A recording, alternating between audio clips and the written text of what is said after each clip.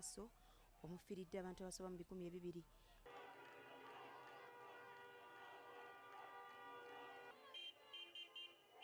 Enzikiriziganya eno etuukiddwako enkya ya leero era nga bino olugudde mu matu ga banaansi ne beeyiwa ku nguudo z'olwananda lw'e Gaza okwekulisa nga n'abamu balabiddwako nga baddayo maka gaabwe gye baali badduka olw'emmundu ebadde etokota obutasalako.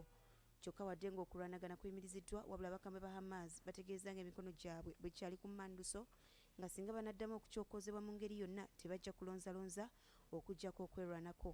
Omukulembeze wa America Joe Biden ategeezezza ng'okuyimiriza okulwanagana kuno bwe kireesewo omukisa ogw'amaanyi ogw'amawanga gombi okugenda mu maaso era nga amagye ga Isirayiri gategeezezza nga bwe gajjawo n'obukwakkulizo bwonna bwe gaali gateekawo naddala ku bantu okutambula okwetoola eggwanga. Bw'atyo Biden n'asaasira n'ab'enganda z'abantu abafiiriddwa n'okukosebwa ku njuyi zombi mu kulwanagana kuno.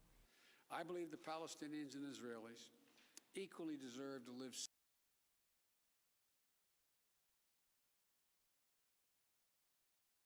kinajjukirwa nti okulwanagana kwe kumu kwatandika nga 10 omwezi ogwa Meeyi amagye ga Isirayiri bwe gaagaana abasiraamu aba Palestine okusaalira ku miryango gy'ekibuga Yerusaalemi ekyaleetawo obutakkanya wakati w'Abayisiraamu n'Abayudaaya ng'ekyaddirira be bakambwe ba Hamas mu Palestine okusindikira Isirayiri emizinga nabo kwe kubaanukula. Abantu 232 be bafudde nga ku bano 10 bakazi na baana era nga bonna batiddwa mu lwananda lw'e Gaza so nga yo Isirayiri mu lutalo luno efiiriddwamu abantu 12 bokka nga ku bano 2 baana. Okusinziira ku magye ga Isirayiri bomu 1300 ze zikubiddwa mu kulwanagana kuno wabula nga bomu ezisoba mu 1000 zonna zizikuba butereevu mu lwananda lw'e Gaza. Kyokka abakambwe ba Hamas beewanye ne bategeeza ng'okuyimiriza okulwanagana bwe buli obuwanguzi bwa Palestine ate era okuwangulwa kwa Ssaabaminisita wa Isirayiri Benjamin Netanyahu.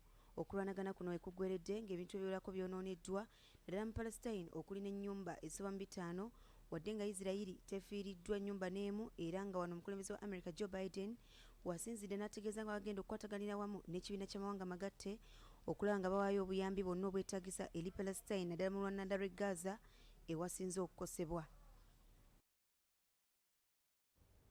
Katufuna akanyumiro kaffe akagaziya obwongo ne munaffe Frederick Lugonvu olwaliro aleese omuzannyi wa firimu Nakinku eyazannya firimu y'Olympus Has Fallen yemwongere ettutumu n'okumufuula